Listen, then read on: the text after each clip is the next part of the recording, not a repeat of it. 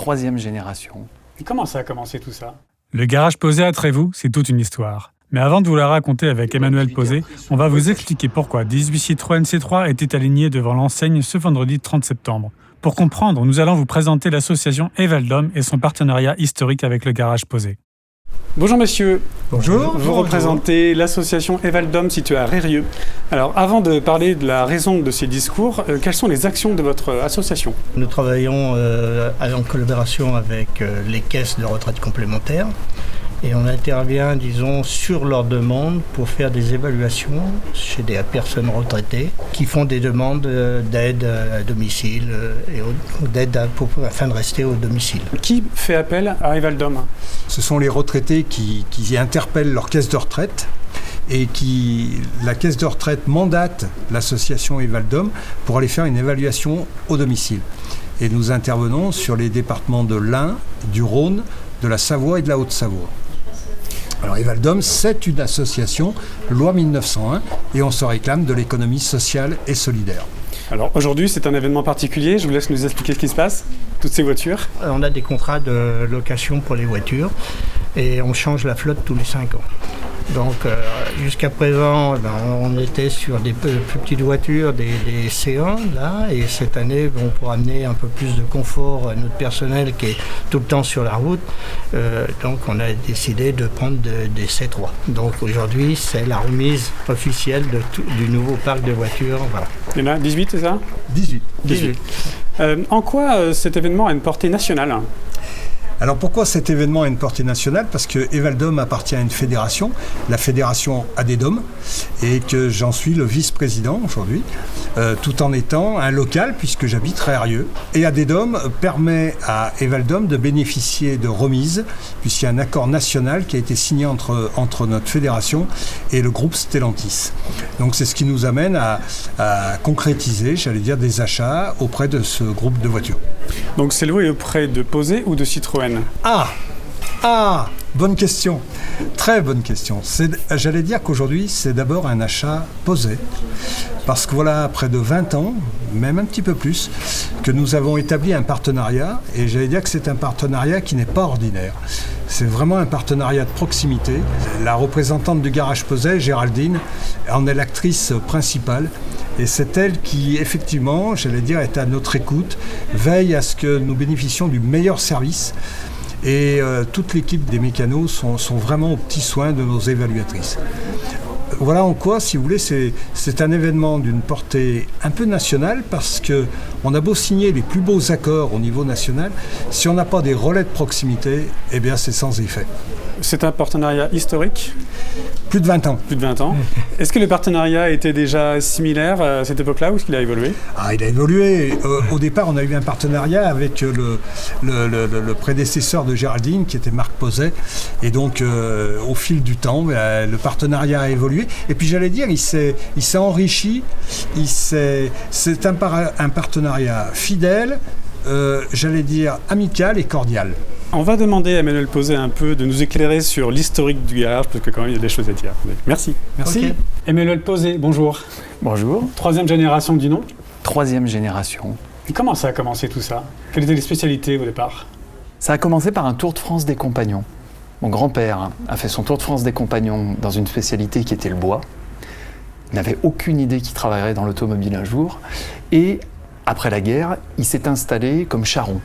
Alors, pour votre information, le charron était celui qui s'occupait du matériel roulant non motorisé. Des charrettes ? Des charrettes, des charrues, des brouettes, des remorques, de tout ce qui se faisait en bois, avec des roues, mais qui n'était pas motorisé.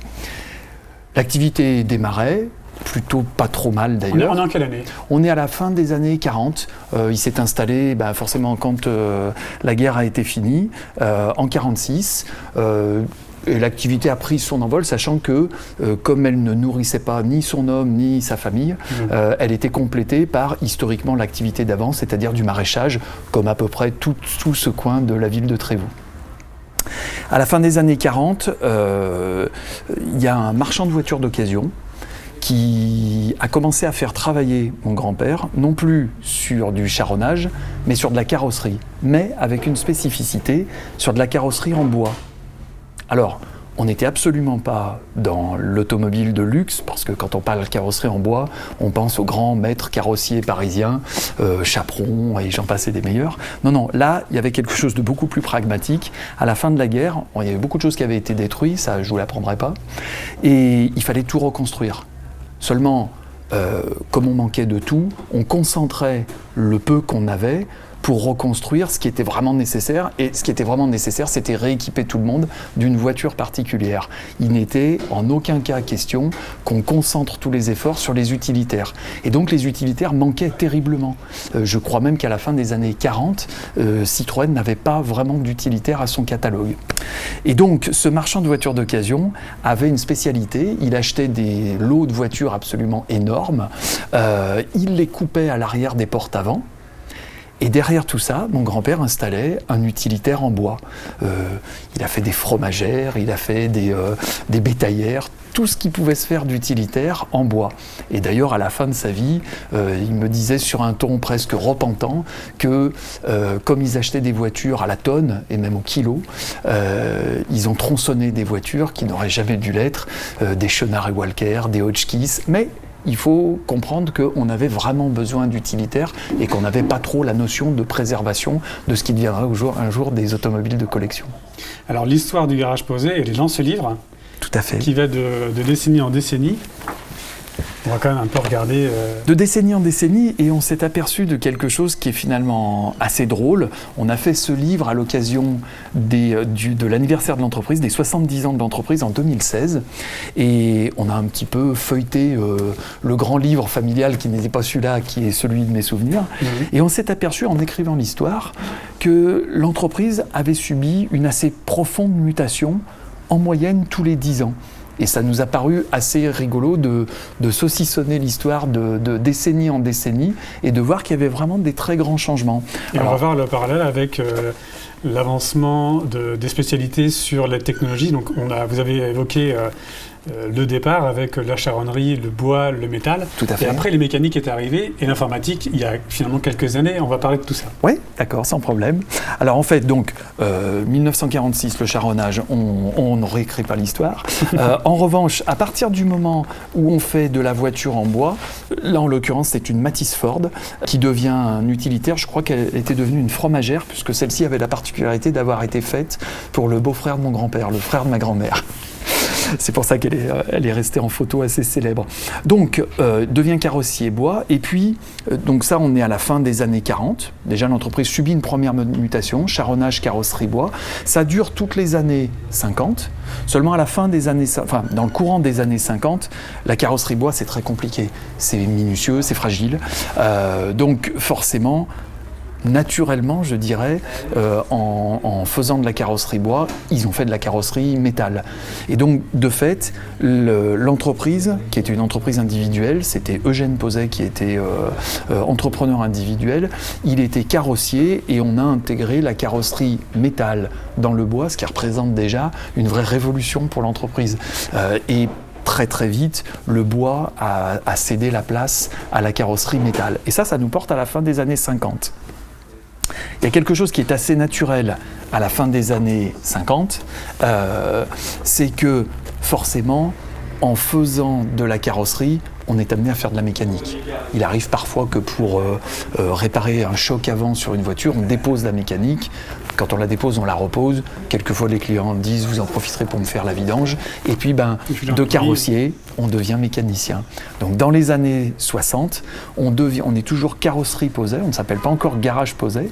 On a dans le bouquin une voiture qui a été assez emblématique pour qu'on rachète la même à l'occasion des 70 ans, qui était une camionnette Panhard. La fameuse Panhard, la fameuse qui longtemps était devant. Tout à fait.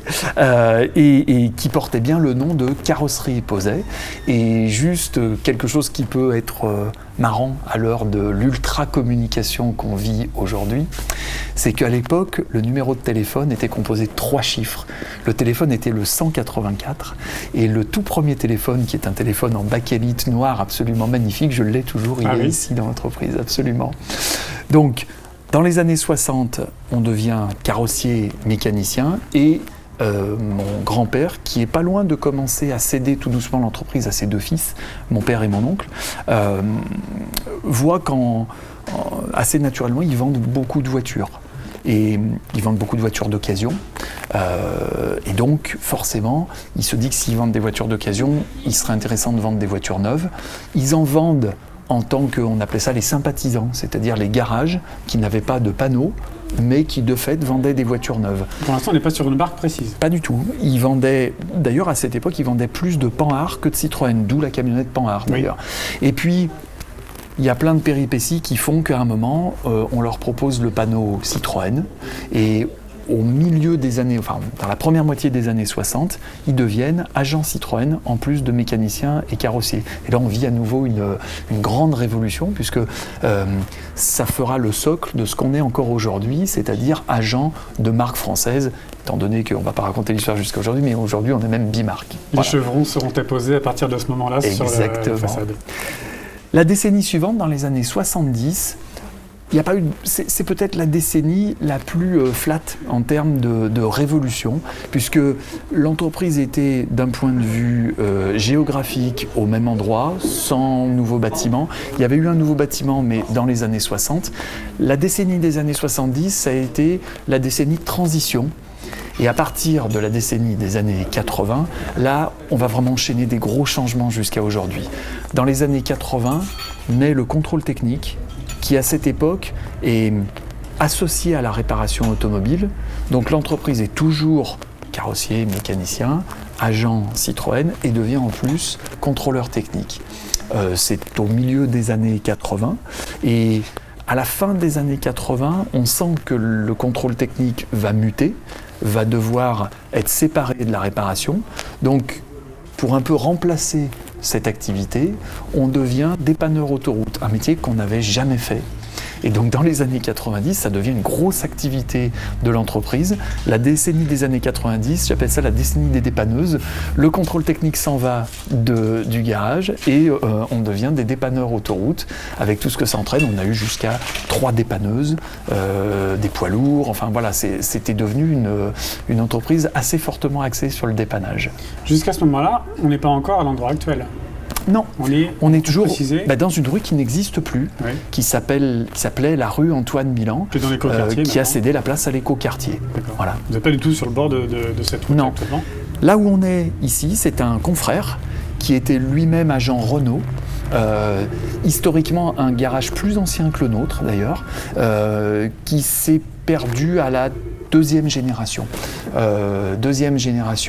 On a racheté, on va faire un bond au début des années 2000, on a racheté ici au début des années 2000, sachant qu'ici c'était un tout petit bâtiment, puisque là où on est assis, on avait 2 baies de service, 2 ponts élévateurs. Derrière, il n'y avait rien du tout. Et là où il y a le hall d'expo, il y avait un tout petit hall d'expo, et l'entreprise faisait la moitié en termes de tènement. On est au début des années 2000, on déménage une partie de l'activité ici. À la fin des années 2000, il y a une autre évolution, c'est la 3e génération qui prend les manettes, ma femme et moi qui reprenons les parts de mon oncle. On vit une espèce de vent de folie, parce qu'au début des années 2010, Citroën lance un peu par hasard la DS3, et ça donne un vent nouveau à l'entreprise, à la clientèle. Ça a été incroyable. On a vécu quelque chose que depuis mon grand-père, on n'avait pas vécu, c'est-à-dire depuis le lancement de la 2 chevaux, on est monté à plus d'1 an de délai pour avoir une DS3, tellement elle était victime de son succès. Citroën n'avait absolument pas anticipé le succès de cette voiture et n'avait pas l'outil de production adapté. Et nous, on en vendait. Et voilà comment ça a donné un gros essor à l'entreprise.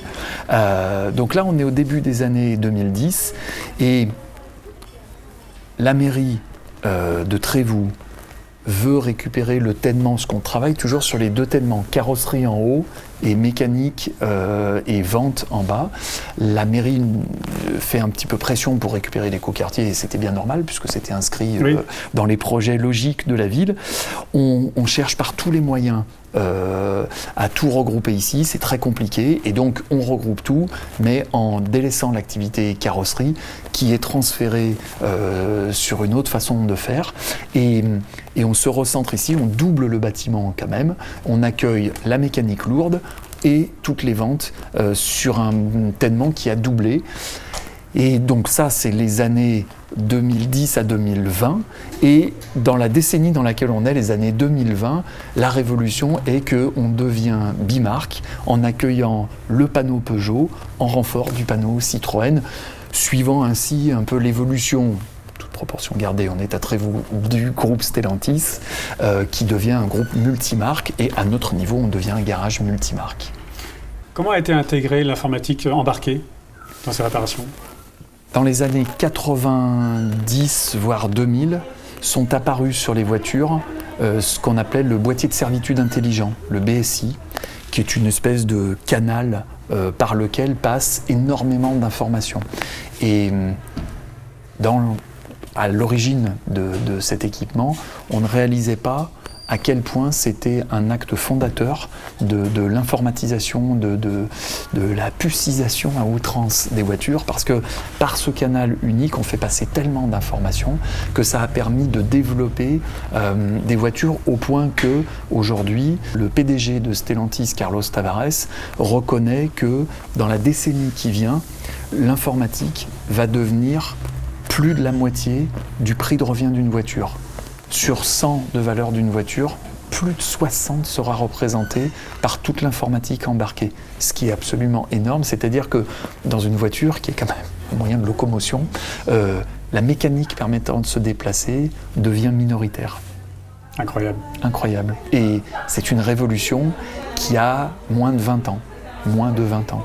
On verra ce que ça donne à l'avenir. Et on est à l'aube de choses qui vont être tectoniques dans notre façon de nous déplacer, puisque on commence à avoir les prémices de la voiture autonome dans nos voitures de tous les jours.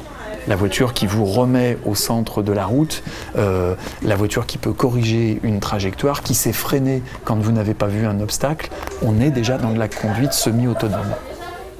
Merci de nous avoir traversé toute cette trajectoire.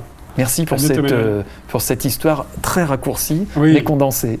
À bientôt. Merci.